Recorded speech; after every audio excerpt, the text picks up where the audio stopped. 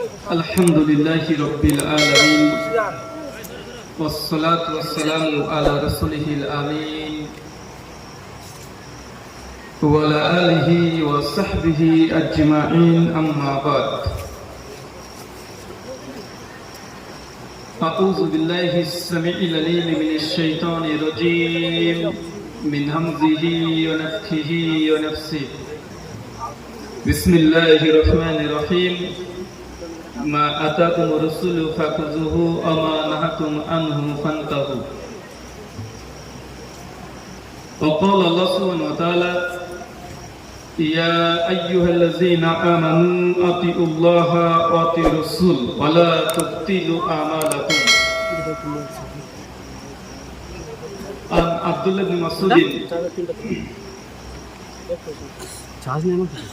رضي الله عنه قال قال رسول الله صلى الله عليه وسلم ليس من شيء يقربكم على الجنة وبعيدكم من النار إلا قد أمرتكم به رواه شعب الإيمان للبيهقي إسناده صحيح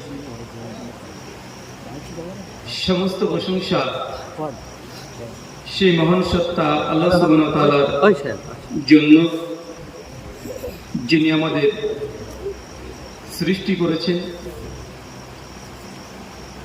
শুধু সৃষ্টি করেননি, এই পৃথিবীতে সহস্র কোটি মাখলুকাত সৃষ্টি করার পরেও যিনি আমাদের এই মানব জাতিকে সর্বশ্রেষ্ঠ জাতি, সর্বশ্রেষ্ঠ মাখলুকাত এবং সর্বশ্রেষ্ঠ নবী মুহাম্মদ আরবি সাল্লাল্লাহু আলাইহি ওয়াসাল্লামের উম্মত হিসেবে প্রেরণ করেছেন, সেই মহান সত্তা আল্লাহ সুবহানাহু ওয়া তাআলা সংক্ষিপ্ত শুকরিয়া সুজুদ আদায় করি তার নিজের শেখানো ভাষা দিয়ে। সকলে এক বাক্যে পড়ি আলহামদুলিল্লাহ। আজ জামিয়া সালাফিয়া মাদ্রাসার উন্নতিকল্প এবং উদ্যোগে আজ 11 জুন 2024 আপনারা যে আলোচনা সভার আয়োজন করেছিলেন, মহান সত্তা আল্লাহ সুবহানাহু ওয়া তাআলা আপনাদের এই আলোচনা সভাটিকে কবুল করেছেন, এই জন্য আরেকবার শুকরিয়া সুজুদ করি, সকলে পড়ি আলহামদুলিল্লাহ। সম্মানিত সুধী, বাদ আসর থেকেই বিভিন্ন আলোচক তারা পবিত্র কোরআনুল কারীম এবং হাদিসে মুবারাকা থেকে অনেক গুরুত্বপূর্ণ ওয়াজ, নসিহত, আদেশ, উপদেশ, নির্দেশ আপনাদেরকে দিয়েছে। আপনারাও, আমি মনে করি না যে আজকে এমন কিছু আলোচনা হবে যেটা ইতিপূর্বে আপনি আলোচনা শুনেন নাই, কেননা আমাদের বক্তাদের এই অধিকার বা ক্ষমতা বা পাওয়ার নেই যে ইসলামের মধ্যে নতুন কোনো তথ্য আমরা সংযোজন করে দেব। আমরা যে কথাটাই বলি না কেন, নতুন কিছু পাবেন না, কেন ইসলাম নতুন কিছু যে আবিষ্কার করবে এমনটা নয়। তথ্য গবেষণা যেগুলো আগে থেকে আছে সেগুলো বারংবার আমরা রিপিট করব। এমনকি কোনো নবী রাসূল তারা নতুন কিছু নিয়ে আসতেন না। আমাদের নবী এসেছেন, তিনি এসেছেন ইব্রাহিম আলাইহিস সালামের বিশুদ্ধ ধর্মটিকে যখন বিকৃত করেছিল ইহুদি খ্রিস্টান, তারা আমাদের নবী আলাইহিস সালাম এসে বিশুদ্ধ ইব্রাহিম আলাইহিস সালামের ধর্মকেই তিনি প্রতিষ্ঠা করে গেছেন। তিনি যে নতুন কিছু নিয়ে এসেছেন, আগে ইব্রাহিম বলতেন এক আল্লাহ, এখন হবে তিন আল্লাহ, এমন কিছু নয়। কথা বুঝতে পারছেন? ইসলামের মৌলিক যে মেসেজ, যে বার্তা, এটা অনর, এটা সৃষ্টির প্রথম দিন থেকে যেমন আছে কিয়ামত পর্যন্ত সেটাই থাকবে। পরিবর্তন করার ক্ষমতা আমাদের নেই। আপনি মনে করতে পারেন যে বক্তারা তো সব একই ধরনের কথা বলে, আর এই কথা কতদিন যে শুনছি। জি, এই কথা আল্লাহ বলছেন, স্যার জারিয়াত আয়াত নম্বর 10 আল্লাহ বলছে শুধুমাত্র যারা মুমিন ব্যক্তি তাদের উদ্দেশ্যে যে ওয়াযাক্কির ফাইন্না যিকরা তানফাউল মুমিনিন, তুমি মুমিন যারা আছে, যারা বিশ্বাসী আছে, তাদের সামনে একই কথা বারবার বলতে থাকো, বারবার জিকির করো, বারবার বলতে থাকো একই কথা। যারা মুমিন, যারা বিশ্বাসী, আল্লাহকে ভয় করে, অবশ্যই এই কথাগুলোর দ্বারাই তাদের হৃদয়ের মধ্যে ঈমান, জাযবাত এটা বৃদ্ধি পাবে। তার মানে বোঝা যাচ্ছে একই কথা বারবারই বলতে হবে। আল্লাহর দাবি যে বারংবার একই কথা বলো। যারা মুমিন, তাদের হৃদয়, তাদের অন্তরের মধ্যে ঈমান একদম জমজমাট হয়ে একদম টকবক করবে।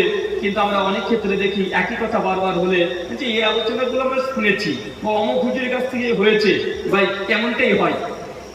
আর যদি বলেন যে না নতুন নতুন শুনবো, তাহলে এখন আমাকে বাংলাদেশের অনেক বক্তা আছে, এক একজন এক এক রকমের কথা বলে, যে কোরআনেও পাওয়া যায় না, হাদিসেও পাওয়া যায় না। আর ডিজিটাল যুগে ডিজিটাল জিকির আছে অনেক রকমের, জানেন তো, বসেন বসেন জিকির ভাইরাল আছে না ভাইজান? তো এগুলো নতুন এসেছে, মানুষ এগুলোকে খাচ্ছে। মানুষ যে এতদিন হচ্ছে জালসা। আগে হুজুররা শুধু আসতো দুঃখের আর কষ্টের কথা বলতো, জান্নাত জাহান্নামের কথা বলতো, আর ভয়ের কথা বলতো। এখন বিভিন্ন রকমের বক্তা এসেছে, আর বক্তারা এসে হাসাচ্ছে, কত রকমের কাহিনী করছে। কোন বক্তা এসে বুড়ি খাওয়ার স্টাইল দেখাচ্ছে, এমন আছে না নাই? আছে না ভাইজান? কে স্টেজে এসে হুজুরের আলোচনা করছে, আর দর্শক শ্রোতার মধ্যে থেকে দৌড়তে দৌড়তে এসে হুজুরকে চুম্মা দিয়ে চলে যাচ্ছে, হুজুরকে আবার লাভ লেটার লিখে পাঠিয়ে দিচ্ছে। ভাই এরকম দেখা যাচ্ছে না এখন? মানে আমাদের এই ওয়াজ মাহফিল যেটা ছিল আমাদের অন্তরে হৃদয়ে ঠেসে দেওয়ার জন্য একটা প্রোগ্রাম, আলোচনা সভা, আজকে সেটা হয়ে গেছে মানুষের খুরাক, মানুষের মতো হাসবে। এই হাসির জন্য অনেক মানুষ আসে, হাসি আসে না। আল্লাহ সুবহানাহু ওয়া তাআলা আমাদের ইলমের মারকাজ, ইলমের এই মজলিসকে তুমি হেফাজত করে সকলে বলি আমিন। আমাদের শুধু খুব গুরুত্বপূর্ণ কয়েকটি বিষয় নিয়ে কথা বলবো। আজকে যে বিষয়ে আলোচনা হবে, আলোচ্য বিষয়, যে আমলে জান্নাতে ঘর পাওয়া যায়। কি বললাম? বলেন তো ভাইজান, কি বললাম? যে আমলে জান্নাতে ঘর পাওয়া যায়, তার মানে বোঝা যাচ্ছে যে জান্নাতে ঘর আছে। আর এই ঘর কারা কারা আমরা নিতে চাই? একটু হাত তুলিত ভাইজান। মাশাআল্লাহ, সবাই নিতে চায়। তবে হুজুর চাই ঘর চাই জান্নাতে, তো মরতে যে ভয় লাগে, মানে মরবো না, এমনি ঘর নেবো। জান্নাত যত তোমার ইচ্ছে করে, কিন্তু মরতে যে পারবো না। ছেলে মেয়ে আছে, বউ আছে, কত কি আছে, গোটা বিশ্বের মহব্বত, ভালোবাসা, অর্থ, টাকা পয়সা, ধন সম্পত্তি সব ফেলেতে মরতে ভয় লাগে, কিন্তু জান্নাতে চাই আমরা। ভাই এমন মানুষের সংখ্যা কম না বেশি? এমন সংখ্যক মানুষের সংখ্যাই বেশি। আজকের আলোচ্য বিষয়, যে আমলে জান্নাতে ঘর পাওয়া যায়। মনে রাখবেন, যারা সাইকোলজিস্ট, যারা মানুষের মন নিয়ে, ব্রেন নিয়ে যারা গবেষণা করে, সাইকোলজিস্ট, তারা বলছে, মনোবিজ্ঞানীরা, যে প্রত্যেক মানুষের ফিতরাতের মধ্যে আছে, মানুষ জন্মের পরে যখন বোধ হয় না, তার আগে একটা বোধ আল্লাহ দিয়ে দেয়। সে বোধটা কি জানেন? স্বপ্ন দেখা। আর সেই স্বপ্নটা কি? ভালো একটা ঘর পাওয়া, ভালো একটা বাড়ি নির্মাণ করা, ভালো একটা বাড়ি হবে। এটা প্রত্যেক ছোট ছোট শিশু যারা আছে, তাদের অন্তরে অটোমেটিক ফিতরাতের দিক থেকে আল্লাহ দিয়ে দেয়। দেখবেন আপনার ছোট সোনামণিটা আছে, 3, 4, 5 বছর, 7 বছরের ছেলে, আপনি বড় বড় শহরে নিয়ে যাবেন, ঘুরতে নিয়ে যাবেন, দেখবেন বড় বড় বিল্ডিং দেখে আপনার ছেলে আপনাকে হঠাৎ বলবে যে আব্বু আমাদের এমন বাড়ি কবে করবে, আমাদের ওই বাড়িটা লাগবে। ভাই এমন কথা শুনেছি মিশনের নাই? দেখবেন, এটা যে সাইকোলজি, যারা মনোবিজ্ঞানী, তারা বলছে মানুষের মনের মধ্যে, অন্তরে একদম ছোট থেকে তাদের মধ্যে একটা স্বপ্ন থাকে যে আমার একটা এই পৃথিবীতে সুন্দর বাড়ি হবে। এই জন্য তো আপনি ফজরের নামাজ না পড়লেও ঠিক ফজরের আগে যদি উঠতে প্রয়োজন হয়, উঠে আপনি ঠিক নিজের বেচা কিনা ব্যবসা করার জন্য আপনি দোকান খুলে বসে আছেন, বা আছে না নাই? কেন? কারণ আপনার স্বপ্ন যে আপনি দোকানটাকে খুলছেন বা ব্যবসা করছেন শুধুমাত্র খাওয়া দাওয়ার জন্য না, খেতে আর পোশাক করতে কত টাকা লাগে, আপনার স্বপ্ন আছে খাওয়া দাওয়া তো করবেন, সঙ্গে আপনার স্বপ্ন পূরণ হবে, সুন্দর একটা রাস্তার একটা বাড়ি তৈরি করবেন। ভাই এমন স্বপ্ন আমরা দেখি কি দেখি না? প্রত্যেকে মানুষ। আপনি খুব মেধাবী ব্যক্তি, স্ত্রীর কথা আপনি সহ্য করতে পারেন না, 19-20 কথা স্ত্রী যদি বলে দেয়, আপনি হাত পা সব উঠে পড়ে। এত মেধাবী মানুষ, বাড়ির কারো কথা সহ্য হয় না। এই মেধাবী ব্যক্তি যখন দোকানে দোকানদারি করছে, যখন বেচা কেনার জন্য বসে আছে দোকানে, একটা দ্রব্যের দাম বলেছে 1000 টাকা, কাস্টমার এসে বলছে যে ভাই 400 টাকা হলে নেব, তখন আপনার ভেতর রাগ হয়, তারপরেও কাস্টমার সঙ্গে খারাপ আচরণ করেন না। কেন? কারণ আপনি জানছেন যে এই ব্যক্তির সঙ্গে যদি খারাপ আচরণ করি, আমার এই দ্রব্য বিক্রয় হবে না, আর বিক্রয় না হলে আমার লাভ আসবে না। যার স্বপ্ন পূরণ, আপনি স্বপ্ন পূরণ করতে পারবেন না। ভাই এমন আছে না নাই? কথা বলেন। আছে। মানুষ সকাল থেকে রাত পর্যন্ত শুধু প্রতিযোগিতা, নিজের স্বপ্ন পূরণের জন্য। যদি বলা হয় যে শুধু খাওয়া দাওয়ার জন্য আপনি পরিশ্রম করেন, জি না। প্রত্যেক বছরের শেষে আপনাকে বিল্ডিং এ এবার প্রাচীর দিতে হবে। এবার প্রাচীর দিয়েছেন, সামনে বছর বলছেন যে টিনটা বারবার উড়ে যায়, এবার আমাকে ছাদ নির্মাণ করতে হবে, এবার প্লাস্টার করতে হবে, এরপর বছর রং করতে হবে, টাইলস দিতে হবে, সুন্দর সুন্দর দরজা লাগাতে হবে, এসি লাগাতে হবে। ভাই স্বপ্ন আমরা দেখি কি দেখি না? এটাই স্বপ্ন, এটা ফিতরাত। এই স্বপ্ন দেখাটা খারাপ নয়। আর আল্লাহ সুবহানাহু ওয়া তাআলা এই জন্যই কিছু মানুষ আছে, কিছু ব্যক্তি আছে যাদের ফিতরাতে কামেলা জান্নাতে তাদেরকে আগে থেকে ঘর দিয়ে দিবে, মানে দুনিয়াতে আপনি চলাফেরা করবেন আর আল্লাহ সুবহানাহু ওয়া তাআলা অটোমেটিক আগে থেকে কিছু ব্যক্তি জন্য জান্নাতে ঘর তৈরি করে রেখে দিবেন, আপনার নামে ঘর থাকবে। কিছু ইবাদত আছে, আমল আছে, যারা দরকার আছে না নাই? আমরা আহলুল হাদিস সমাজ অন্ততপক্ষে বিদআত কি এটা খুব ভালো বুঝে নিয়েছি, সুন্নাত কি এটা আমরা খুব ভালোভাবে বুঝে নিয়েছি। আমরা শিরককে পরিত্যাগ করে দিয়েছি, আমরা তাবিজও করি না, তাই তো ভাইজান অন্তত আহলে হাদিস সমাজে এই দিক থেকে আমরা অনেকটাই অন্যদের চাইতে আমরা সচেতন। আর বারবার বারংবারে আলোচনা শোনা হয়েছে, তাই এমন কিছু ইবাদত আমাদের মুখী হতে হবে যে ইবাদতের মাধ্যমে আল্লাহকে খুশি করা যায়। সুনান আবু দাউদ খুলবেন, হাদিস নাম্বার 4744। আবু হুরায়রা আল্লাহর একজন বিখ্যাত সাহাবী, সবচেয়ে যিনি হাদিস বেশি বর্ণনা করেছেন, তিনি বলছেন আল্লাহ যখন জান্নাতকে সৃষ্টি করলেন, কি সৃষ্টি করলেন বলেন তো ভাইজান? জান্নাতটা মানে সৃষ্টি, মানুষের একটা সৃষ্টি, জান্নাত এটা একটা সৃষ্টি বস্তু। জান্নাতকে সৃষ্টি করার পরে আল্লাহ সুবহানাহু ওয়া তাআলা ফেরেশতা জিবরিলকে ডাকলেন। জিবরিল আলাইহিস সালামকে ডাকার পরে জিবরিলকে বলছে আল্লাহ, জিবরিল যাও, আমি জান্নাত সৃষ্টি করেছি, জান্নাতের সৌন্দর্য দেখে এসো। ফেরেশতা জিবরাইল খুশি যে জান্নাত সৃষ্টি করেছে, জান্নাতের সৌন্দর্য দেখবো। সঙ্গে সঙ্গে ছুটতে ছুটতে গিয়ে জান্নাতের মধ্যে প্রবেশ করেছে। পা দেওয়ার সঙ্গে চারিদিকে দেখছে জান্নাতের এত সুন্দর, এত দৃষ্টিনন্দন, আকর্ষণীয়, এত সুন্দর করে জান্নাতকে সাজানো আছে। চতুর্দিকে যেই দিকে তাকায় সেই দিকে সৌন্দর্য। আপনি তো পৃথিবীর আমেরিকার শহর দেখে আপনি অবাক হয়ে যান, আপনি তো শুধুমাত্র দুবাইয়ের বুর্জ খলিফা দেখে অবাক হয়ে যাচ্ছেন, আপনি শুধুমাত্র সিংহাতে গিয়ে অবাক হয়ে যান, এত সুন্দর পরিবেশ। আল্লাহ যখন জান্নাতকে তৈরি করেছে, ফেরেশতা জিবরিল জান্নাত দেখে, যাতে সৌন্দর্য দেখে তিনি ছুটে ছুটে আল্লাহর কাছে এসে বলছে আল্লাহ, এত সুন্দর করে জান্নাতকে তুমি তৈরি করেছো, আমার মনে হয় না এই জান্নাতে কেউ প্রবেশ করবে। এই কথা বলার পরেই সমস্যা আল্লাহ বলছে ফেরেশতা জিবরিল যাও, আবার জান্নাতে যাও, আবার জান্নাতকে দেখে এসো। সঙ্গে সঙ্গে জান্নাতে আবার দ্বিতীয়বারের মতো ফেরেশতা জিবরিল প্রবেশ করছে। যখনই জান্নাতের দরজাকে উন্মুক্ত করে দেওয়া হয়েছে, জান্নাতকে দেখে চতুর্দিকে দেখছে জান্নাতকে আল্লাহ সুবহানাহু ওয়া তাআলা ঘিরে দিয়েছেন। চাচা বলেন তো কি করেছেন? বুঝতে পারলেন না? প্রথমবার জান্নাত খুব সৌন্দর্য, যেদিকে তাকায় সেদিকে সৌন্দর্যের ঝংকার ঝরে ঝরে পড়ে, এত সুন্দর দৃষ্টিনন্দন আকর্ষণীয় জান্নাত। ফেরেশতা জিবরিল যখন দ্বিতীয়বার আল্লাহ বলছে যাও এবার জান্নাত দেখে এসো, জান্নাত দেখতে গিয়ে দেখছে জান্নাতের চতুর্দিক মানে চারিপাশ। আজকের এমন আলোচনা সভা আছে, এইদিকে আপনারা একটা ঘিরে দিয়েছেন, এইদিকে একটা ঘিরে দিয়েছেন, ঠিক জান্নাতকে আল্লাহ চতুর্দিক চারিপাশ আল্লাহ ঘিরে দিয়েছেন। জান্নাত ঘিরে দিয়েছেন আল্লাহ সুবহানাহু ওয়া তাআলা শুধুমাত্র নিয়ম নীতি, দুঃখ কষ্ট আর বেদনা দিয়ে। বলেন তো চাচা জান্নাত কি দিয়ে ঘেরা আছে? বলেন, কথা বলেন। একটা হলো শিখে যেতে হবে, জান্নাত কি দিয়ে ঘেরা আছে? শুধুমাত্র দুঃখ কষ্ট বেদনা, আর যেদিকে তাকায় সেই দিকে নিয়ম আর নীতিমালা দিয়ে। মানে একটা দুঃখ চাপানো হয়েছে, তারপর একটা কষ্ট, তারপর একটা বেদনা, তারপর একটা নিয়ম, এইভাবে করে জান্নাত কালা ঘিরে দিয়েছে। আপনারা বাড়ির যেমন প্রাচীরকে ঘিরেছেন ইট দিয়ে, সিমেন্ট দিয়ে, বালি দিয়ে, ওরা বাড়িকে সংরক্ষণ করেছেন, প্রাচীর দিয়েছেন, আল্লাহ জান্নাতকে ঘিরে দিয়েছেন নিয়ম নীতি আর দুঃখ কষ্ট দিয়ে। এই হাদিসের আলোকে প্রমাণ হয় জান্নাত যদি যেতে হয় হাসতে হাসতে পৃথিবীতে জান্নাত চলে যাবেন এমনটা নয়। দুঃখ কষ্ট বেদনা নিন্দা সমালোচনা গীবত সবকিছু আপনার নামে হবে। যতই ভালো কাজ করেন না কেন আপনি যতই মসজিদের ইমাম হন না কেন, মাদ্রাসার যত বড় মুতাল্লি হন না কেন, যাই ভালো কাজ করেন না কেন, আপনার বদনাম সমালোচনা, আপনাকে নিন্দা বদনাম সবকিছু করবে। পকেটের টাকা আপনার যাবে, চোরের অপবাদ আপনার কাছে আসবে। কেন? এটা হচ্ছে দুনিয়া। আল্লাহ সুবহানাহু ওয়া তাআলা আপনাকে পরীক্ষা করছেন, কারণ এগুলো দিয়ে জান্নাতকে আল্লাহ ঘিরে রেখেছেন। চাচা এখন কি কথা বুঝতে পারছেন? আপনি মনে হয় এই কথাটা বুঝতে পারলেন না। জান্নাত অত সহজে পাওয়া যায় না। জান্নাত যেতে হলে দুঃখ কষ্টকে ভেদ করে একদম এটাকে দৃঢ় হবে, শরীরটাকে মনটাকে বিবেককে পাথরের মতো শক্ত করে রেখে দিতে হবে, তারপরে আল্লাহ পথে থাকতে হবে। এটা যদি করতে পারেন তবেই জান্নাত।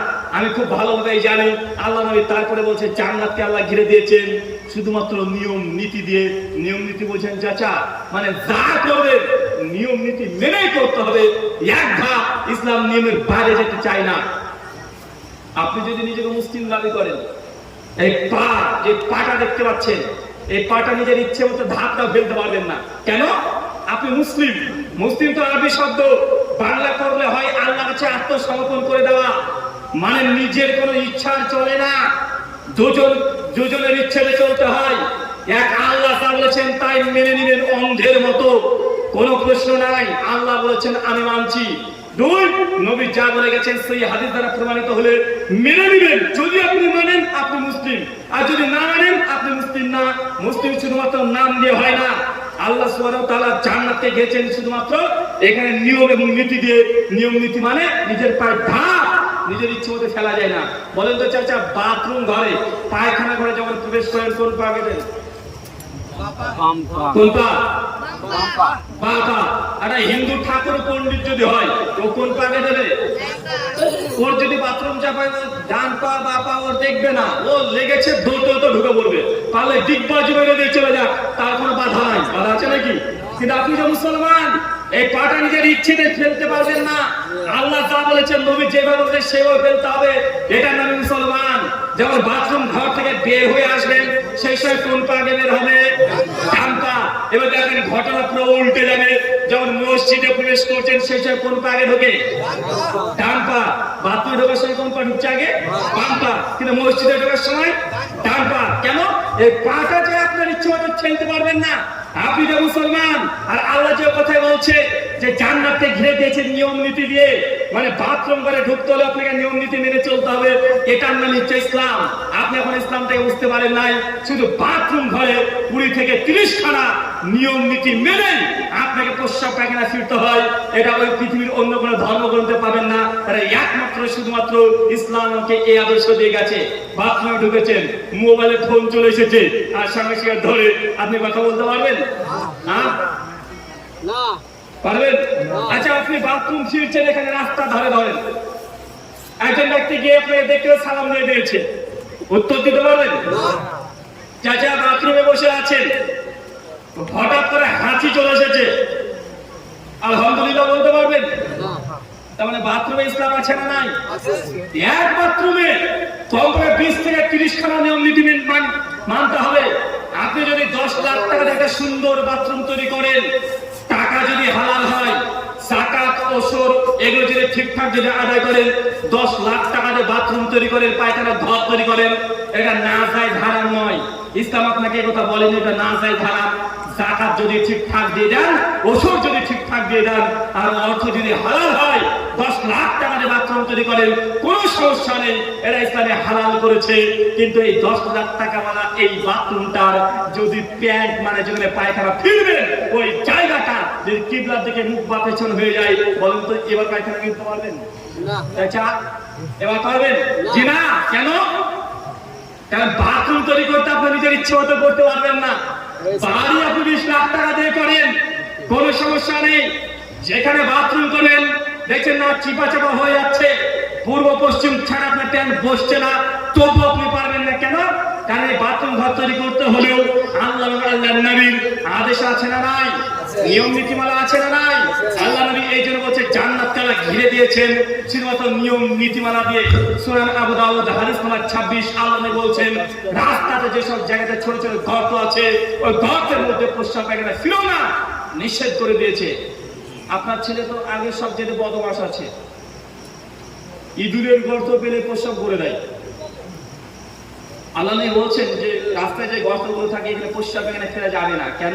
ওই যে গর্তের মধ্যে তোমাদের ভাই জিন্দা থাকে, জিন থাকে, যখন প্রস্রাব করছে তখন ওদের গায়ের উপরে চলে যেতে পারে। আল্লাহ নবী নিষেধ করেছেন। আল্লাহ নবী একদিন হঠাৎই তিনি বলছেন, খবরদার রাস্তাতে বসো না। কোথায় বসো না বলেন তো চাচা? রাস্তায় বসা নিষিদ্ধ, হারাম।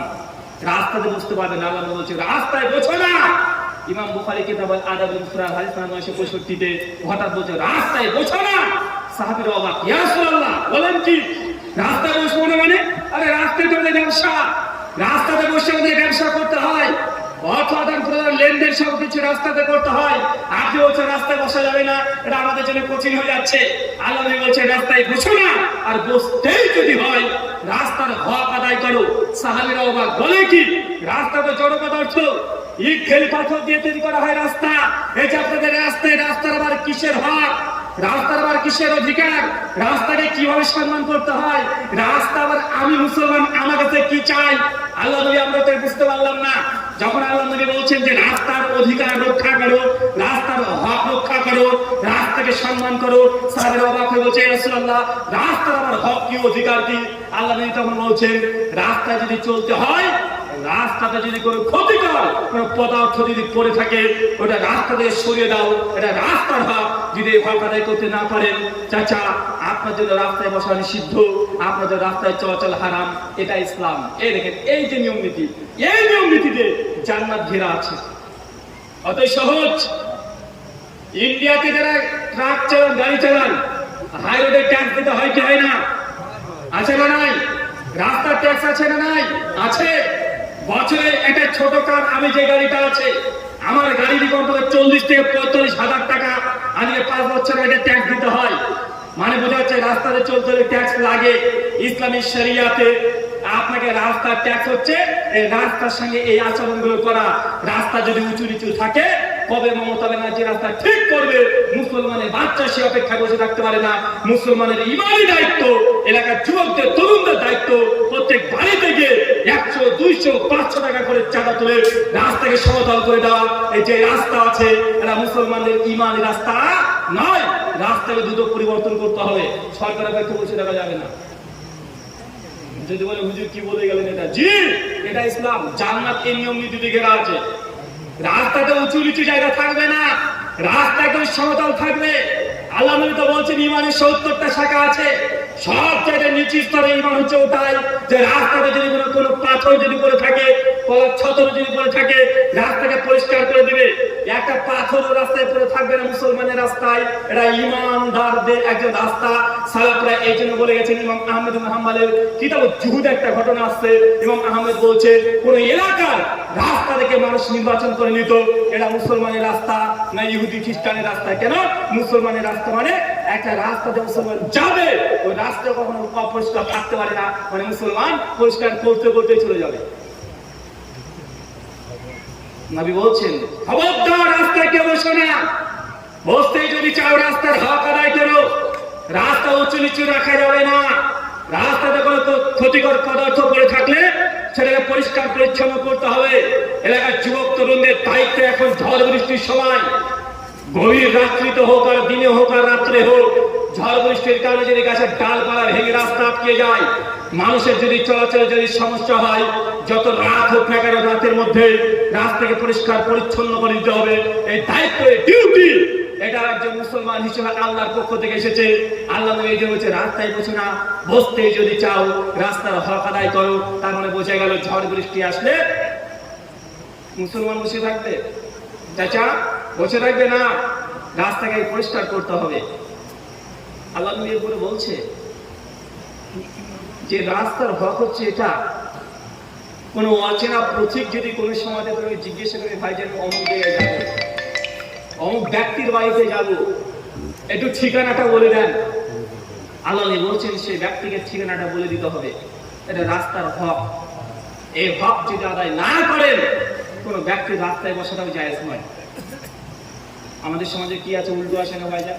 যদি বলি অমুক গ্রামে যাবো, ও জানে ওটা বাঁ দিক দিয়ে যেতে হবে, আমাদের ছেলেরা বলতে ডান দিক দিয়ে যা, বা উল্টো দেখিয়ে দেয় না? উল্টো দেখিয়ে দেয়।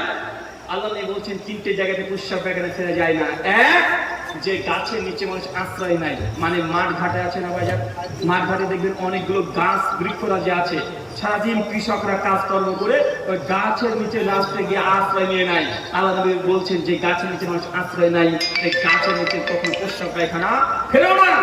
যে পানি মানুষ ব্যবহার করে, পুকুরের পানি, এই পুকুরের মধ্যে প্রস্রাব পায়খানা ফেলো না। তারপরে বোঝা যাচ্ছে পুকুরের মধ্যে প্রস্রাব পায়খানা ফেলা যায় না। বা আমাদের সমাজে আছে না নাই? আছে না নাই?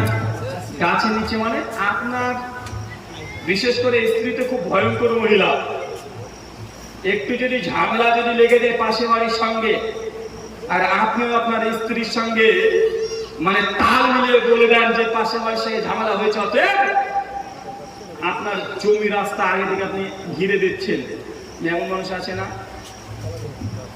এই পাড়ার সঙ্গে ওই পাড়ার ঝামেলা, এই বাড়ির সঙ্গে ওই বাড়ির ঝামেলা, সঙ্গে সঙ্গে বাপ বলছে বেটাকে, যা তুই রাস্তাটাতে ঘিরে দেবো, কোন দিক দিয়ে যাবে দেখছি। এমন মানুষ আছে না? জি, এই জমি আপনার, রাস্তা আপনার, টাকা আপনি কিনেছেন, কিন্তু যে রাস্তা মানুষ ব্যবহার করে আপনার কাজের না কিন্তু হিংসা করে রাগ করে আপনি রাস্তাকে যদি ঘিরে দেন, রাস্তার হকারায় করবেন না, কিয়ামতের মাঠে এই জমি এই ভূখণ্ড আপনার বিরুদ্ধে সাক্ষী দেবে। চাচা মনে করেন না জমি আপনার বলে আপনি যা ইচ্ছা তাই করতে পারবেন। অনেকেই দেখা যায় যে এলাকাতে একটা ফাঁকা জায়গা পড়ে আছে, ছেলেরা খেলাধুলা করছে, ছেলেরা খেলাধুলা করে, অত ওই জমিটাকে মানুষ ব্যবহার করছে, বিবাহের প্যান্ডেল করছে, ওয়াজ মাহফিলের আলোচনা সভাগুলো করছে, কিন্তু আপনার জন্য আপনার জীবন মানে মনটা একদম জ্বলে করে ছাড়খাড় হয়ে যাচ্ছে যে আমার জমি ওর মেয়ের বিয়ে দিচ্ছে, আমার জমি মাদ্রাসার ছেলেপেলেরা চলাচল করছে, আমার জমি মাছ হাঁটাহাঁটি করছে, মানে আপনার ভেতরটা রাগে একদম পুরোপুরি যাচ্ছে। হঠাৎ দেখা যাচ্ছে দুলরে ইট ফেলে দিয়ে এই রাস্তাকে জমিকে আপনি ঘিরে নিলেন, অথচ এই জমিটা আপনার প্রয়োজন নেই, ব্যবহার করলে আপনার ক্ষতি হচ্ছে না, কিন্তু আপনি নিজের জমিকে বাহাদুরি দেখে হিংসা করে ঘিরে দিচ্ছেন। কিয়ামতের মাঠে জমি আপনার বিরুদ্ধে সাক্ষী দেবে। যতই এই জমি আপনার হালাল টাকা দিয়ে কেনা হোক না কেন, এই জমি কিয়ামতের মাঠে আপনার বিরুদ্ধে সাক্ষী দেবে। কেন? কারণ এটা রাস্তার হক, জমির হক আপনি আদায় করেননি। ইসলাম যদি পালন করেন শুধু মজা, ইসলাম যখন পালন করবেন তখন প্রত্যেক মানুষের অটোমেটিক শান্তি চলে আসবে। এখানে হিংসা বিদ্বেষের মধ্যে কোনো স্থান নেই। আল্লাহ বলছে রাস্তায় বসো না, রাস্তায় যদি বসতেই হয় তাহলে রাস্তাতে যদি কোনো অমুসলিম বাদ দিয়ে যদি চিনতে পারেন, পরিচিত অপরিচিত যে আছে তাকে সালাম দেবে। রাস্তায় যদি বসতেই হয় তাহলে মানুষের বোঝাকে হালকা করে দাও। মানুষের বোঝা হালকা আপনি বুঝতে পারলেন না, রাস্তাতে চলছেন দেখছেন সাইকেল উল্টো পড়ে গেছে, একদম বোঝা নিয়ে পড়ে গেছে, আপনি যত টাইট কোট প্যান্ট শার্ট পরে ব্যক্তি হন না কেন, যে মুসলিম হন, ছুটতে ছুটতে গিয়ে ওই রিক্সা চালক, ভ্যান চালক, ওই সাইকেল চালককে ওর বোঝাটা তুলে দিতে হবে। এটা মুসলমানের দায়িত্ব। এই দায়িত্ব যদি পালন না করেন আপনি রাস্তার হক আদায় করলেন না, অতএব আপনি গুনার সঙ্গে যুক্ত আছেন। বুঝতে পারছেন না কথাটা? ইসলাম রাস্তার পথেটা এই আমলগুলো করতে খুব বেশি কঠিন হয় না, হয় নাকি? খুব বেশি কঠিন হয় না। আল্লাহ এরপরে ফেরেশতা জিবরিলকে আল্লাহ বলছেন, জিবরিল যাও তো জাহান্নাম তৈরি করেছে, জাহান্নামকে দেখে এসো। ফেরেশতা জিবরিল সঙ্গে সঙ্গে জান্নাত দেখার পরে জাহান্নাম দিকে ছুটছে, জাহান্নামে গিয়ে দেখছে ওরা জাহান্নাম দাও দাও করে জ্বলছে, এক অংশের আগুন আর এক অংশকে গিলে গিলে খেয়ে নিচ্ছে। এত দুর্গন্ধ, দুর্গন্ধের জন্য মানুষ থাকতে পারছে না এখানে। ফেরেশতা জিবরিল জাহান্নামের ভয়াবহতা দেখে ছুটে চলেছে জান্নাতে। আল্লাহ জাহান্নাম এত ভয়ঙ্কর, জাহান্নামের যা গর্জন, জাহান্নাম জানি দেখে আসলাম। পৃথিবীর কোন মানুষ আর জিন যদি জাহান্নামের ঘটনা বর্ণনা একবার যদি কানে শুনে নাই, আমার মনে হয় না যে পৃথিবীর কোন মানুষ যে কোনো মূল্যে সে জান্নাতি হতে চাইবে, সে জাহান্নামী হতে চাইবে না। আল্লাহর সঙ্গে ফেরেশতা জিবরিলকে বলছে, জিবরিল যাও আবার জান্নাত জাহান্নাম দেখে আসো। চাচা বলেন তো জান্নাতে কয়বার পাঠিয়েছিল? কয়বার? দুইবার। জাহান্নামে কয়বার পাঠাচ্ছে? দুইবার। এবার ফেরেশতা জিবরিল জাহান্নামে চলে গেছে, জাহান্নামে গিয়ে দেখছে জাহান্নামের চতুর্দিক জাহান্নামকে আল্লাহ প্রাচীর দিয়ে ঘিরে দিয়েছে। জাহান্নামকে চারিপাশ চারিদিক আল্লাহ ঘিরে দিয়েছে। জাহান্নাম ঘিরে দিয়েছেন আল্লাহ শুধুমাত্র মানুষের মনের ইচ্ছা দ্বারা, মানে আপনার মন যা চায় তাই করবেন, ফলাফল জাহান্নাম। তার মানে বোঝা যাচ্ছে জাহান্নাম যাওয়া খুব সহজ, সহজ না চাচা? জান্নাত যেতে হলে দুঃখ পাবেন, কষ্ট পাবেন, অনেক কিছু সহ্য করতে হবে, নিয়ম নীতি সব মানতে হবে। আর জাহান্নামকে আল্লাহ ঘিরেছে মানুষের মনের ইচ্ছা দ্বারা, মানে আপনার মন যা চায় তাই করবেন, জাহান্নাম। বয়স আপনার 65 হয়ে গেছে, এখনো এশার নামাজ দ্রুত পড়ে এসে আপনি দীর্ঘ 40 বছরের মুসল্লি আপনাকে দেখা আছে, মাথার টুপিটা মাথায় থেকে যায়, এশার নামাজ পড়ে দৌড়তে দৌড়তে এসে চায়ের দোকানে বসে আপনি এখনো সিরিয়ালের নেশা আপনার কাটে নাই, এখন আপনি 350 জর্দাতে আপনি পান খান, এখন আপনি বিড়ি সিগারেটের মধ্যে আবদ্ধ আছেন। আপনি মুরব্বী চাচা মানুষ, আপনি 40 বছরের মুসল্লি, ফজরের নামাজও আসেন, মসজিদে আযানও দেন, ভাই এমন ব্যক্তি আছে না নাই? কথা বলেন। জি চাচা, জেনে রাখবেন জাহান্নাম ঘেরা আছে আপনার মনের ইচ্ছা দ্বারা, মন যা চায় তাই করবেন, ফলাফল জাহান্নাম। নামাজ পড়লেন, রোজা করলেন, কিন্তু চাচা এখন বিড়ি সিগারেট জর্দা এই নেশা থেকে এখন বেরিয়ে আসতে পারেন নাই, মরলেই জাহান্নামে যাবেন, নিশ্চিত আপনার জাহান্নামে যেতে হবে। আল্লাহ রহমান, তিনি ক্ষমা করে জান্নাত দিবেন, এই অন্তরে বিশ্বাস থাকবে। কিন্তু আপনাকে মনের পরেই প্রথমে জান্নাত না গিয়ে জাহান্নামে যেতে হবে। জাহান্নামে গিয়ে জাহান্নামে কয়েকশো বছর সাজা খাবেন, কয়েকশো বছর ধরে অত্যাচারিত হবেন। তারপরে আল্লাহ সুবহানাহু রহমতে, আল্লাহ নবীর সুপারিশে, কোরআন মাজিদের সুপারিশে, বিভিন্ন প্রক্রিয়ার পরে আপনাকে আল্লাহ আবার জান্নাতে দেবেন। কিন্তু মানুষ আপনাকে জান্নাতি ডাকতে বলবে, জান্নাতি বলে ডাকবে না, বলবে জাহান্নামী, আর হাসাহাসি করবে। কথা বুঝতে পারছেন? মনে হচ্ছে কঠিন হয়ে গেল আপনার জন্য নাকি? চাষা বলে তো জাহান্নাম কি দিয়ে ঘেরা? বলেন কি দিয়ে ঘেরা? মন যা চাই তাই করবেন জাহান্নাম। আপনি ভাবছেন এটা ছোট্ট একটা বিড়ি, এটাতে কি এমন ক্ষতি হয়ে যায়? চালানা আটানা দাম, যে নেবে চালানা আটানাতে জাহান্নামে নিয়ে চলে যাবে। সুনান ইবনে মাজাহ হাদিস 3376 মাস্টার আল্লাহ নবী বলছেন, কুল্লু মুস্কির খামরুন, কুল্লু খামরুন হারামুন। যেসব জিনিস খেলে মানুষের মধ্যে নেশা তৈরি হয় তার সবগুলো হারাম। এখন বলেন বিড়ি, সিগারেট, জর্দা, এগুলোতে মানুষের নেশা তৈরি হয় কি হয় না?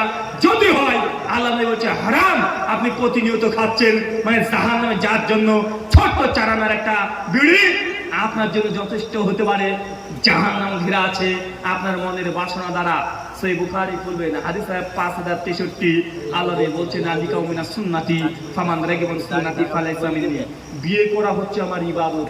বিয়ে করবে মুসলমান, এটা হচ্ছে নবীর সুন্নাত, এটা ইবাদত। ফামান রাগিবা সুন্নতি ফালাইসা মিন্নি। আর যার সামর্থ্য আছে তারপর বিয়ে করেনি, সে আমাদের দলভুক্ত না।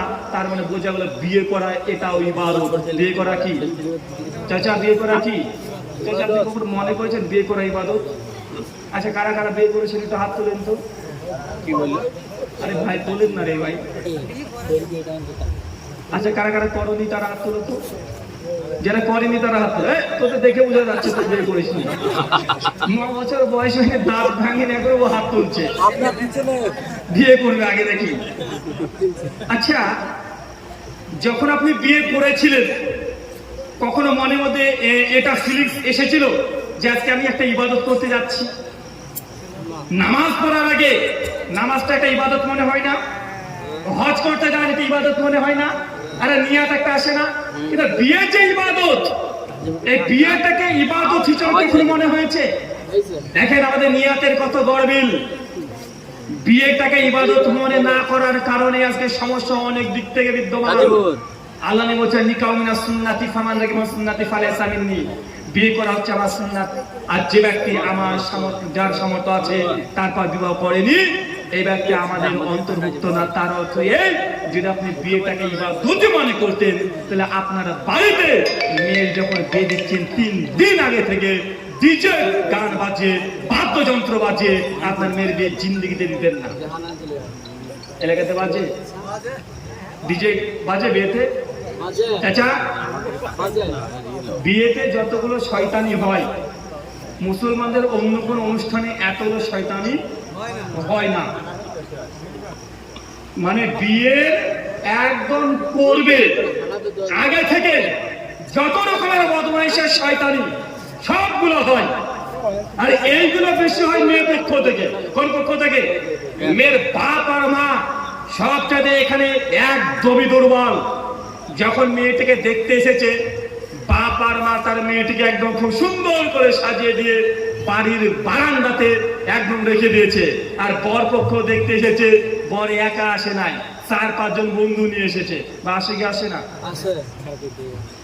আর মেয়ের বাপ বারবার মেয়ের মাকে বলে, খবরদার ওদেরকে কিছু বলো না, ওরা ছেলে পক্ষ, একটু উল্টো পাল্টা বলে দিলে আমার মেয়ের বিয়ে ভেঙে যাবে। বাপ মা সব সময় ভয়ের মধ্যে থাকে। না আসে না? নাই কথা বলে। আচ্ছা বলেন তো, এই যে আপনি বিয়ের আগেই এই দেখতে আসা থেকে একটা হারাম কাজ শুরু করে দিলেন, তো বিবাহের পরবর্তী সময় বৈবাহিক জীবনে আল্লাহকে যদি বিয়ের পূর্বেই যদি নারাজ করে দেন, তো বিয়ের পরে আল্লাহ সুবহানাহু ওয়া তাআলা আপনার বিয়েতে বরকত দেবে? কথা বলেন তো। আপনার পরিবারে অশান্তি লাগবে না, তো তার পরিবারে লাগবে? বলেন আপনার স্ত্রী বিয়ের পরে আরেকজনের সঙ্গে প্রেম করবে না তো কার স্ত্রী করবে? আপনার স্ত্রী আপনার সঙ্গে মুখে মুখে তর্ক করবে না তো কার সঙ্গে করবে? কারণ আপনি বিয়ের আগে আল্লাহকে নারাজ করে দিয়েছেন, হারাম কাজে লিপ্ত আপনি নিজে আগে হয়েছেন। আল্লাহকে নারাজ করে দিয়ে কখনো সুখ বা শান্তি অন্ততপক্ষে আপনি পেতে পারেন না, এটা বিশ্বাস রাখেন। বিশেষ করে মেয়ে পক্ষের বাবা মাকে বলে রাখি, আপনার মেয়েটাকে যদি সঠিকভাবে একদম আল্লাহর বিধান অনুযায়ী যদি রাখেন, অন্তত জেনে রাখবেন বিয়ের পরে আপনার মেয়েটিকে তার স্বামী অন্ততপক্ষে মদ খেয়ে এসে মারামারি বাঁধিয়ে দিবে না। কিন্তু আপনি তো ভয়ে থাকেন। আচ্ছা, আপনাদেরকে বিয়ের দিন গেট ঘিরে, হ্যাঁ গেট ঘিরে দেয়। আচ্ছা, গেট ঘিরে ক টাকা দিয়ে? 500, 700, 1000, 2000, 10,000 আছে না ভাইজান? মানে শয়তানের একটা সীমা আছে না, কিন্তু আপনাদের সীমা আছে। মানে শয়তানি কত সীমা একটা মানে অটোমেটিক রেখে দেয়। কোথা থেকে অমুসলিমদের কৃষ্টি কালচার চলে আসলো আপনার কাছে? গেট ঘিরে দিলে 10,000 এক টাকা না দিলে ছেলে পক্ষ মেয়ে পক্ষ ঝামেলা লাগিয়ে দিয়েছে। আর যারা দাঁড়িয়ে আছে মেয়ে পক্ষর বান্ধবীগুলো যত আছে, যত বোন আছে, একদম সুন্দর করে সে যে একদম মনে হচ্ছে জান্নাত থেকে পালিয়ে এসেছে, এসে দাঁড়িয়ে আছে, ফুল নিয়ে দাঁড়িয়ে আছে। আর ছেলে পক্ষগুলো এসেছে, ছেলের বন্ধুগুলো 10-20টা চলে এসেছে, এসে প্রথমে গাড়ি থেকে নেমে আগে ভাগ হয়ে গেছে, এটা তোর, ওটা আমার, এটা আমার। চলছে ভাই, নোংরামে আছে না নাই? আছে না ভাইজান? অবাক হতে হয় ওখানে। আচ্ছা, বিয়ের আগে হলুদ প্রথা আছে আপনাদের এলাকায়? হলুদ মাখায়? আচ্ছা, কারা কারা বিয়ে তো হলুদ মেখেছেন? একটু ছেলেরা হাত তোলো তো দেখি। কারা? আপনি মেখেছেন? কে মাখিয়েছে? আরে আপনি তো মেখেছেন, মাখিয়েছে কারা? হ্যাঁ, ভাবি। ভাবি তো আল্লাহর ওলি, মানে ওর মতো তো মানে ভালো মানুষ আর পৃথিবীতে না, সব রাবেয়া বস্ত্রের মতো, মানে এত বড় আল্লাহর ওলি। চিন্তা করে দেখেন, ভাবি দেশে হলুদ মাখাচ্ছে। আরে হলুদ প্রথা যে কোথা থেকে চলে আসলো এটা এখন পর্যন্ত পাওয়া যায় না। সূরা আবু দাউদে হাদিস 465, এই হাদিসটা ভালো করে জেনে রাখেন। আল্লাহ নবী বলছেন, কোন ছেলের বয়স যদি 2 ছেলে আপন মায়ের পেটের, একদম ছেলে আপন মায়ের পেটের যমজ ভাইও যদি হয়, বয়স যদি 7 বছর পার হয়ে যায়, এক বিছানায় আল্লাহ নবী ঘুমাতে নিষেধ করে দিয়েছেন। এক বিছানায় ঘুমাতে পারবে না। যদি বেড বিছানা আলাদা করতে না পারে, আল্লাহর মধ্যে বলছেন তাদের চাদর দুটো আলাদা করে দাও। মানে এক চাদরের নিচে 2 ভাই একসঙ্গে ঘুমাতে পারবে না, 2 বোন এক চাদর নিচে ঘুমাতে পারবে না। 2 ভাই যদি এক চাদর নিচে ঘুমাতে না পারে, আমার প্রশ্ন আপনাদের কাছে, আপনার ভাবি আপনার গায়ে কিভাবে হলুদ মাখাতে পারে? আব্দুর রহমান মকবুর রহমাতুল্লাহ বলছেন, আল্লাহ নবী কেন 2 ভাইকেও এক বিছানার নিচে ঘুমাতে নিষেধ করলেন? কারণ ছেলের বয়স যখন 10-12 হয়ে গেছে, মেয়ের বয়স যখন 10-12 হয়ে গেছে, মেয়ে তখন মেয়ে ভাব চলেছে ভেতরে, তার অটোমেটিক ছেলের গঠন পরিবর্তন হয়ে গেছে, তার রজস্বলা এটা শুরু হয়ে গেছে, ছেলেদের গুপ্তাঙ্গে লোম গজে গেছে, শরীর একটা জৈবিক চাহিদা যেটা নারী পুরুষকে পার্থক্য করে দেয়, এটা চলে এসেছে। 2 ভাইও যদি এক চাদর নিচে ঘুমায়, শয়তান এসে ওয়াসওয়াসা দিয়ে ঘুমের মধ্যে কোথাকার জিনিস কোথায় কি ঘটে দেয় এটা কেউ ধরে রাখতে পারবে না। আল্লাহ নবী তার জন্য বলছে, 2 ভাই হলেও এক চাদর নিচে ঘুমাতে পারবে না, 2 বোন হলেও এক চাদর নিচে ঘুমাতে পারবে না। এখন আপনার কাছে আমার প্রশ্ন, আপনার মেয়েটাকে পাড়ার মানুষের সামনে অর্ধলঙ্গ অবস্থায় রেখে দিয়েছেন, ওরা পাড়ার মানুষ এসে আপনার মেয়েটার শরীরটাকে ডলে ডলে হলুদ লাগাচ্ছে, এটা কোন দিক থেকে যায় হতে পারে? অনেকে বলছে যে না, মেয়েরা মেয়েদেরকে হলুদ লাগিয়ে দিতে পারে, এরকম কিছু পাওয়া যায় না। বিশ্বাস করেন, মেয়েরা মেয়ের গায়ে টাচ করতে পারে না। সে বুখারী 5358 নম্বর হাদিস আল্লাহ নবী বলছেন, কোন বেপর্দা নারী বুঝেন? যে নারী পর্দা করে না, বেহায়া, পর্দা করে না, ধর্ম পালন করে না, ইসলাম তো বুঝে না, আর যে মেয়েটা বোরকা হিজাব মেনটেন করে চলে, আল্লাহ নিয়ে বলছেন পর্দাহীন নারীর সামনে পর্দাশীল নারী যেন তার সৌন্দর্য প্রকাশ না করে।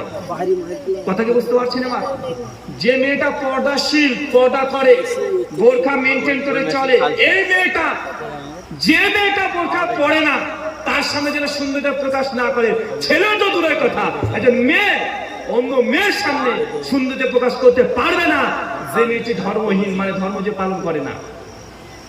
কেন ইবনে মাসউদ রাদিয়াল্লাহু তাআলা বলছেন, কেননা এই পর্দাহীন এই মেয়েটি পরবর্তী সময়ে তার স্বামীর কাছে গিয়ে গল্প করবে, বলে তুমি জানো হুজুরের বউকে দেখলাম ও পর্দা করে থাকে, আজকে দেখেছি। ওই মেয়েটা ওর স্বামীর কাছে গিয়ে বলবে, কত সুন্দর দেখতে, কি ফর্সা গো, ঠোঁটগুলো কমলা লেবুর মতো, মনে হচ্ছিল আমি একটু চেটে দিই। ভাই এমন বদমাশ মেয়ে আছে না নাই? আছে না ভাইজান? এমন আছে না? আল্লাহর নবী এবং ইবনে মাসউদ রাদিয়াল্লাহু আনহু পরিষ্কার ভাবে বলছে, একটা বেপর্দা নারীর সামনে পর্দাশীল ধার্মিক নারী তার সৌন্দর্য প্রকাশ করবে না। এখন আপনার কাছে আমার আবারও প্রশ্ন, যদি বেপর্দা নারীর সামনে পর্দাশীল নারী যদি মুখমণ্ডল খুলে রাখতে না পারে, সৌন্দর্য প্রকাশ করতে না পারে, আপনার মেয়েকে অর্ধলুক অবস্থায় হাত পায়ে ঘষে ডলে কিভাবে হলুদ মাখাতে পারে? এটা কিভাবে জায়েজ হতে পারে? চিন্তা করে দেখেন তো, কোন দিক থেকে জায়েজ করবেন? কোন দিক থেকে? ওই যে একদিক থেকে জায়েজ। আল্লাহ নবী বলে দিয়েছেন, জাহান্নাম ঘেরেছে মনের বাসনা দ্বারা, মন যা চায় তাই করবেন জাহান্নাম। জি, বিয়ের পূর্বে যদি যে নোংরামিগুলো করেন, জেনে বেরোন মেয়ে কখনো শ্বশুর বাড়িতে গিয়ে অচেনা জায়গা যে লোকটার সঙ্গে রাত্রি কাটাবে সেই লোকটাকে কখনো দেখে নাই, যে পরিবারে মেয়েটি যাচ্ছে কাউকে চিনে না, নিজের আপন গ্রামকে ত্যাগ করে দিয়ে অন্য একটা গ্রামে চলে যাচ্ছে।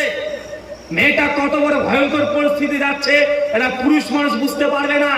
আপনি তো বিয়ে করে নিজের বাড়িতে নিয়ে আসলেন, নিজের বাড়ি আছে, নিজের বিছানা আছে, ভাই বোন মা বাপ প্রতিবেশী সবাই আছে, আপনার জীবনের এমন কিছু পরিবর্তন হলো না।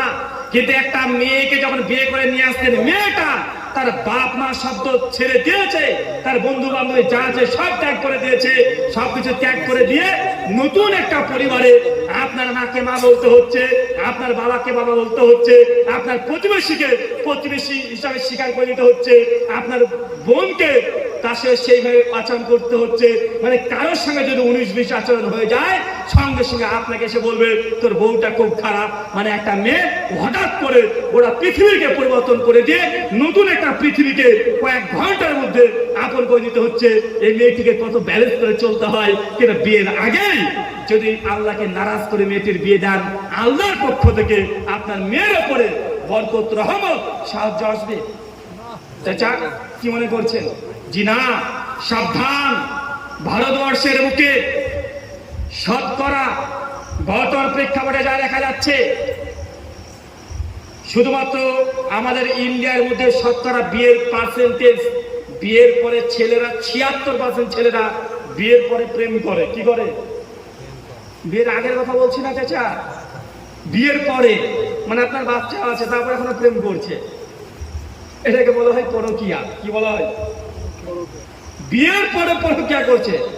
সরি, 86%, পরিসংখ্যান ভুল বলছে, ছেলেরা কত পার্সেন্ট? 86%। আমার মা বোনেরা যারা এসেছে ওরা ভালো করে কান করে শুনে চলে যাক। মানে এলাকাতে যদি 100খানা বিবাহিত যদি পরিবার থাকে, জেনে রাখবেন 100টা পরিবার থাকলে বিয়ের পরেও 86টা ছেলে আছে অন্য কোনো মেয়ের সঙ্গে সম্পর্ক আছে, বউ ছাড়া প্রেম করছে। অবাক মনে হলো না বিষয়টা? আমি যে হাসি মনে হচ্ছে, আর মেয়েরা এদিক থেকে কম নেই।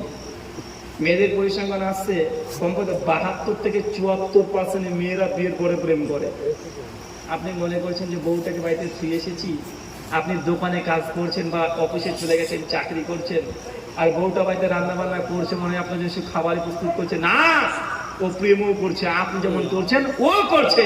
এটা ভারতের রিপোর্ট বলছে, এটা কোরআন হাদিসের কথা না, এটা ইন্ডিয়ান রিপোর্ট।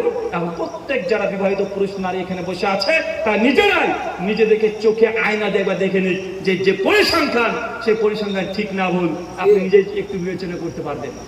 আছে না নাই? ভয়ঙ্কর পরিস্থিতি। কেন? কারণ বিয়ের প্রথমে আল্লাহকে নারাজ করে দিয়েছেন। সব জায়গাতে বিয়ের পূর্বে আপনি নারাজ করেছেন, কখনো নারাজ করে আল্লাহর পক্ষ থেকে রহমত বরকত আসতে পারে না। আল্লাহ নবী বলছেন জাহান্নামকে ঘেরা আছে কি দিয়ে? কথা বলেন, কি দিয়ে চাচা? এই দুটো কথা মুখস্থ করে বাড়িতে চলে যান। জান্নাত ঘেরা আছে আল্লাহর ইচ্ছা দ্বারা, আল্লাহ যা বলেছে তাই করবেন, ফলাফল জান্নাত। আর জাহান্নাম ঘিরে আছে, মন যা চাচ্ছে আপনার তাই করেন, আপনি জাহান্নামে চলে যাবেন, কোনো সমস্যা নাই। জাহান্নাম যেতে হলে কোরআন হাদিস পড়ার দরকার নেই, আপনাকে কোনো জায়গাতে পড়াশোনা করার দরকার নেই, মন যা চাইবে সেটা করবেন, ফলাফল জাহান্নাম। পৃথিবীতে তিনজন ব্যক্তির কথা কোরআন এবং হাদিসে আছে, আল্লাহ তাদেরকে দুনিয়াতে আগে থেকে জান্নাতের ঘর দেখিয়ে দিয়েছেন। তিনজন। কয়জন আছে? আরো জোরে বলেন। দুনিয়াতে জীবিত থাকা অবস্থায় আল্লাহ জান্নাতে ঘর তো তৈরি করেছেন, এবং আল্লাহ সেই ঘর যে তারা পাবে এই কথা দুনিয়াতে জানিয়ে দিয়েছেন। কমপক্ষে তিনজন আছে। এই তিনজন ব্যক্তির নাম বলতে পারবেন? বলেন। আবু বকর সিদ্দিক নাম আচ্ছা, কেউ যদি বলতে পারেন দেখি। দাঁড়ান, আগে অফারটা দিই তারপরে বলেন। কেউ যদি বলতে পারেন এবং 100 টাকা দেবো, 1 ঘন্টা ধরে আলোচনা শুনবেন কষ্ট করে। 500 টাকা নোট রে ভাই, এটা পুরো নিয়ে নিয়েন না যেন।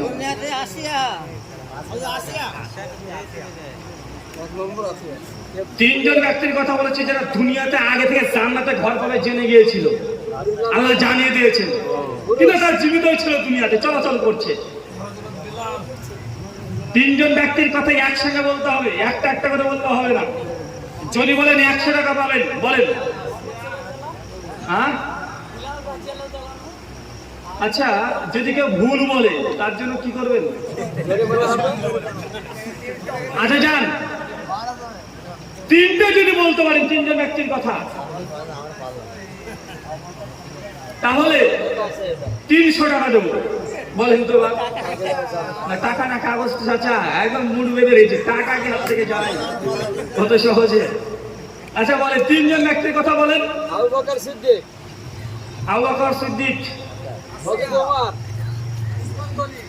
ওসমান গনি 2, আর বেলাল 3, আর কি ওমর 4, আর বলেন বিবি আসিয়া, বিবি আসিয়া 5, মুহাম্মদ সাল্লাল্লাহু আলাইহি সাল্লাম, আর বিলাল রাদিয়াল্লাহু তাআলা। আল্লাহর নবীর কথা চলে এসেছে বাবা, উনি তো জান্নাত মানুষকে দেবেন রে ভাই।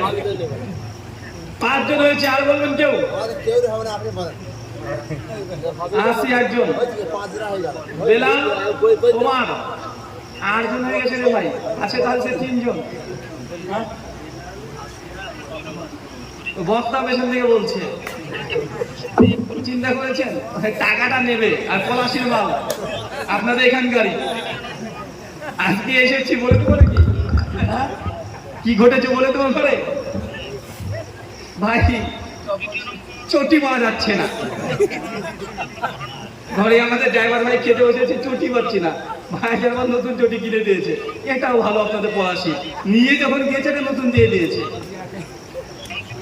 আচ্ছা, ভুল হয়েছে উত্তর সবারই। 2-1 জনের কথা ঠিক বলেছেন, কিন্তু একটা হচ্ছে না। 3 জন। 1 বিবি আসিয়া, সূরা তাহরিম আয়াত নম্বর 11 দলিল। 2 খাদিজাতুল কুবরা, আল্লাহর নবীর প্রথম স্ত্রী খাদিজা, সহিহ বুখারী হাদিস নাম্বার 3820। আল্লাহ খাদিজাকে সালাম যখন পাঠিয়েছিলেন, তখন আল্লাহ ফেরেশতা জিবরিলকে খবর পাঠিয়ে গিয়ে বলে দাও যে খাদিজা তোমার জন্য জান্নাতে ঘর আল্লাহ প্রস্তুত করে গেছে, যার ভেতর থেকে বাইরে দেখা যায় আর বাইরে থেকে ভেতর দেখা যায়, মানে বিবি খাদিজা উনিও জান্নাতে ঘর পাবেন। কয়জন হলো?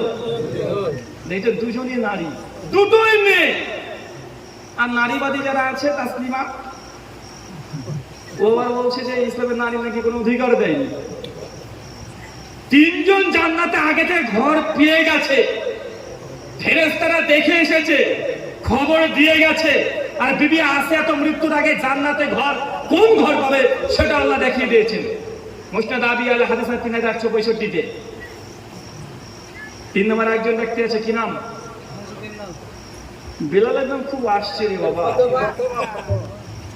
না না, এটা বেলাল রাদিয়াল্লাহু আনহু জান্নাতে ঘর পাবে এরকম কোনো হাদিস নাই। সহিহ বুখারী 438 এ যেটা আছে যে আল্লাহর নবী আলাইহিস সালাম যখন মিরাজে গিয়েছিলেন, বেলালের পায়ের আওয়াজ জান্নাতে ছিঁড়ে হেঁটে বেড়াচ্ছিল, পায়ের আওয়াজ পেয়েছে। তাকে জিজ্ঞাসা করা কি এমন আমল করো, তো মসজিদে ঢোকার সময় তো 2 রাকাত নামাজ না পড়ে বসতাম না। তো জান্নাতে পারে আওয়াজ পেতে ঘর পেয়ে গেছে আগে থেকে, এমন বর্ণনা নেই। 3 নম্বর ব্যক্তি হচ্ছে ওমর ইবনুল খাত্তাব। ওমর বিন খাত্তাব, সে বুখারী 3242 নম্বর হাদিস। ওমর বিন খাত্তাবকে আল্লাহ সুবহানাহু ওয়া তাআলা জান্নাতে কি ঘর পাবে আগে থেকে দেখিয়ে দিয়েছেন। চাচা এবার বলেন তো কয়জন? কি কি? টাকা কিন্তু পকেটে ঢুকে দিয়েছে, আর নাই, এখন বলতেও পাবেন না। 3 জন ব্যক্তি জান্নাতে সবাই যাবে। ফাতেমা জান্নাতের মহিলাদের সর্দারনি হবে, আবু বকর জান্নাতে যারা বৃদ্ধ তাদের সর্দার হবে, হোসাইন জান্নাতে যারা ইয়াং যুবক তাদের সর্দার হবে। সবাই জান্নাত পাবে, কিন্তু এক এক সাহাবীর এক এক রকম খাস কিছু ফজিলত আছে। তো 3 জনকে আল্লাহ জান্নাতে আগে ঘর দেখে দিয়েছে। এই 3 জন নাম: 1 বিবি আসিয়া, 2 বিবি খাদিজা, 3 ওমর ইবনুল খাত্তাব। এই 3 জনের কথা মনে থাকবে। চাচা এদের মতো জান্নাতে ঘর আগে থেকে চান?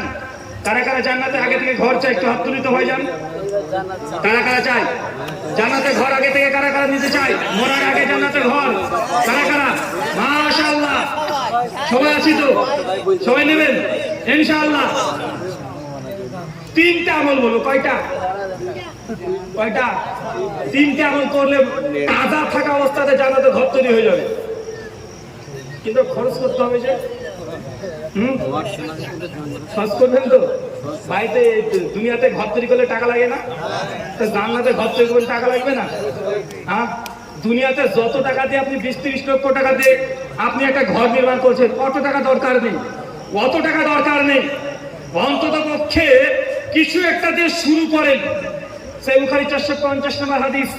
আল্লাহ নবী বলেছেন, কোন ব্যক্তি যে দুনিয়াতে একটা মসজিদ নির্মাণ করে দেয়, বাইতুল ফিল জান্নাহ, জান্নাতে আমি আল্লাহ থেকে ঘর দিয়ে দিব। তাহলে বোঝা যাচ্ছে দুনিয়াতে একটা মসজিদ তৈরি করলেই জান্নাতে ঘর পাওয়া যায়। এখন বলেন দুনিয়াতে মসজিদ কারা কারা তৈরি করবেন? মাশাআল্লাহ, 1 2 3 4 5। আরে ভাই নিয়াত করবে ভাই, অন্তত পারবেন না নিয়াত করেন যে আল্লাহ সেই তৌফিক দাও, ইনশাআল্লাহ আমি এই দুনিয়াতে একটা ঘর তৈরি করবো আল্লাহর। আর আমি যদি আল্লাহর ঘর দুনিয়াতে তৈরি করে দিই, আল্লাহ আমার জন্য জান্নাতে একটা ঘর তৈরি করে দেবে। নিয়াত তো অন্তত পক্ষে করতে পারে। নিয়াত করতে তার টাকা পয়সা লাগে না। অন্তত এতটুকু যদি বিশুদ্ধ নিয়াত থাকে, অবশ্যই এই কল্যাণ পাবেন। সূরা ইবনে মাজাতে আল্লাহ নবীর সাহাবা এসে বলছে, ইয়া রাসূলুল্লাহ, জান্নাতে ঘর পাওয়ার জন্য যদি দুনিয়াতে মসজিদ তৈরি করতে হয়, তো মসজিদ কত বড়? আপনি মনে করছেন টাচ দিয়ে করতে হবে, 10 তলা বিল্ডিং করতে হবে? আল্লাহ নবী বলছে, জি না, যদি পায়রা ঢোপের সমানও কেউ যদি একটা দুনিয়াতে মসজিদ তৈরি করে দেয়, বাইতুল ফিল জান্নাহ, আমি আল্লাহ জান্নাতে ঘর দিয়ে দিব। কিসের সমান বলেন তো চাচা? কিসের সমান? পায়রা ঢোপের সমান। এই হাদিসের ব্যাখ্যায় শেখ সালেহ আল সাইদিন বলছেন যে আসলে পায়রা ঢোপ বলতে সত্যি করে পায়রা ঢোপের সমান বলছে না। পায়রা ঢোপের সমান জায়গাতে নামাজ পড়া যায় না, বরং একজন মুসল্লির নামাজ পড়ার জন্য যেটুক জায়গা লাগে, মানে এক মুসাল্লা বোঝেন না? এক মুসাল্লা বোঝেন মানে একটা জায়নামাজের যে জায়গা, এই জায়গা পরিমাণ কেউ যদি মসজিদ তৈরি করে দেয়, আল্লাহ জান্নাতে থেকে ঘর দেবে। এখন একটা মুসল্লা মানে একটা জায়নামাজের মতো জায়গা, কিভাবে আপনি মসজিদ তৈরি করবেন এটা তো বুঝতে পারলেন না। জি, আপনাকে সহজ করে দিই। এলাকাতে যদি মসজিদ তৈরি হয় বা এলাকাতে যদি মসজিদ নির্মাণ হয়, সেই সময়তে একজন ইঞ্জিনিয়ারকে জিজ্ঞাসা করবেন, ভাইজান একটা এই মসজিদ একটা জায়নামাজের সম্পূর্ণ জায়গা তৈরি করতে কত টাকা লাগবে? বা তারা বলতে পারে কি পারে না? একদম জমির দাম থেকে শুরু করে রং করা, কাজ করা, ইলেকট্রিক কত টাকা খরচ হবে তাকে জিজ্ঞাসা করে দেন, উনি বলে দিবেন যে এই একটা মুসাল্লার সমান তৈরি করতে গেলে 62,000 লাগবে, বা 60,000 লাগবে, বা 30,000 20,000 লাগবে, বলে দিবে। আপনি নিয়াত করেন ইনশাআল্লাহ এই এক জায়নামাজ সমপরিমাণ মসজিদের টাকা আমি দিয়ে দেব, যে কোনো মূল্যে দেব। নিয়াত করেন। এটা হচ্ছে পায়রার ঢোপের সমান জায়গা। এটা পারবেন? আপনি তো টাকা, মানুষ টাকা দিতে চায় না। আর জানে যে এই হাদিস যখন বলি আমরা, যে কেউ যদি একটা দুনিয়াতে মসজিদ নির্মাণ করে দেয়, বাইতুল ফিল জান্নাহ, জান্নাতে ঘর আল্লাহ দেবেন, তো বলছে হুজুর শুরু করলো টাকা তুলতে, পার চল। মানে এই হাদিস মানে হুজুর যখন চাইবে, মানে এটা টাকা তোলার হাদিস। এই হাদিস কি মানে হাদিসের সিল পড়ে গেছে। এই হাদিস বলে টাকা তোলা হাদিস বলতে শুরু করে, চল বুবু যাই, দেখেন মেয়ের আর্ধেক পরিষ্কার হয়ে যাবে, বুবু চল, এবার হুজুর টাকা তুলবে। টাকা তোলার জন্য আমি আসছি না, আমি তুলতেও পারি না। তো জাস্ট এই আমলের কথা বলে গেলাম, এটা আপনার দায়িত্ব না, আপনি নেবেন কি নেবেন না। 20 লাখ টাকা দিয়ে মসজিদ তৈরি করার দরকার নাই। এক মুসল্লা নিয়াত করে ফেলেন, ইনশাল্লাহ এক মুসল্লা সময় পরিমাণ হলো মৃত্যুর আগে আমি একটা মসজিদ দিয়ে দান দিয়ে যাব। যাদের টাকা নেই, গরিব মানুষ, একচল গরিব মানুষ, মিষ্টির মানুষ, তারা কি ফাঁকি দিয়ে বলবেন না? সুনান দারিমি হাদিস 435। আল্লাহ বলছেন কোন ব্যক্তি যদি প্রতিদিন 10 বার সূরাতুল ইখলাস পড়ে, কয়বার? চাচা সূরা ইখলাস পারেন না? বাবা আমরা তো অত মাওলানা না, সূরা ইখলাস পারি না। তো ইখলাস জানেন না? সূরা কুল জানেন? কুল হুয়াল্লাহু আহাদ, হ্যাঁ বাবা সেটা তো জানি। ভাই এরকম মুসল্লি আছে না, সূরা ইখলাস জানে না, সূরা কুল জানে। চাচা যেটা ইখলাস ওটাই সূরা কুল, মানে কুল হুয়াল্লাহু আহাদ। এই সূরা কেউ যদি 10 বার দিনের পরে, আল্লাহ বলছেন বাইতুল ফিল জান্নাহ, আমি আল্লাহ তাআলা জান্নাতে ঘর দেব। কয়বার? চাচা কয়বার? কি সূরা? কোন সূরা? সূরা ইখলাস। কয়বার পড়তে হবে? 10 বার। বিনিময় কি? জান্নাত। হুজুর বলে দিয়েছে চল আজকে পড়ে নি, তুমি কুল হুয়াল্লাহু আহাদ পড়তে শুরু করে দিয়েছেন, এখনই 10 বার হয়ে গেছে। আর ভাবছেন জান্নাতে ঘর তৈরি হয়ে গেছে। বাবা না, একদিন এখনই বললে জান্নাতে ঘর হয়ে যাবে, ব্যাপারটা এমনটা নয়। মানে এটা আপনার খাস আমল, মৃত্যুর আগের মুহূর্ত পর্যন্ত এই আমলটা ছাড়া যাবে না। ছোট্ট আমল, কিন্তু মৃত্যুর আগের মুহূর্ত পর্যন্ত একদম একদম হসপিটালে ভর্তি আছে, জ্ঞান ফিরে এসেছে, আর মনে পড়ে গেছে আজকে তবে এই আমলটা করি নাই, সংসার বিছার মধ্যে শুরু করে দিয়েছেন। এইভাবে যদি আমলটাকে ধরে রাখতে পারেন মৃত্যুর আগের দিন পর্যন্ত, আগের মুহূর্ত পর্যন্ত, বাইতুল ফিল জান্নাহ, জান্নাতে আপনার জন্য ঘর আছে। চাচা করা যাবে? চাচা যেটা আজ থেকে বয়স অনেক হয়ে গেছে, আমি ইয়াং ছেলেদের জন্য বলছি না, চাষাদের জন্য বলছি। কেন চাষারা নতুন করে মুখস্থ করতে পারবে না, তাই যেটা জানা আছে ওটাকে জান্নাতের জন্য প্রস্তুতি নেন। অলসতা না করে প্রতিদিন 10 বার, যে কোনো সময় যখন মন চাই তখন আপনি 10 বার সূরা ইখলাস করে দেন। মসজিদে ঢোকার আগে বাড়ি থেকে তো যেতে হয়, হেঁটে হেঁটে যেতে হয়, 10 বার সূরা ইখলাস করে ফেলেন। মেয়েরা যখন রান্না বান্না করছে, তরি তরকারি কাটছে, ওই সময়তে 10 বার সূরা ইখলাস করে ফেলেন, প্রতিদিন করেন। মিস যদি না হয়, মিস হলে এই ফজিলত পাবেন না। ভাই এই আমাদের সহজ না, এখানে টাকা লাগছে না। হুজুর কাল থেকে চেষ্টা করবো, তাহলে টাকা হলে চেষ্টা করতে রাজি না। এই ক্লাস কত এটা জানি, এটা করে জান্নাত দিয়ে নিব। 3 নম্বর আরেকটা আমল, সুনান তিরমিজি হাদিস 415। আল্লাহ বলছেন কেউ যদি প্রত্যেকদিন ফরজ নামাজের পরে, ফরজ আদায় করার আগে পরে যদি 12 রাকাত সুন্নাত নামাজ পড়ে, কত রাকাত?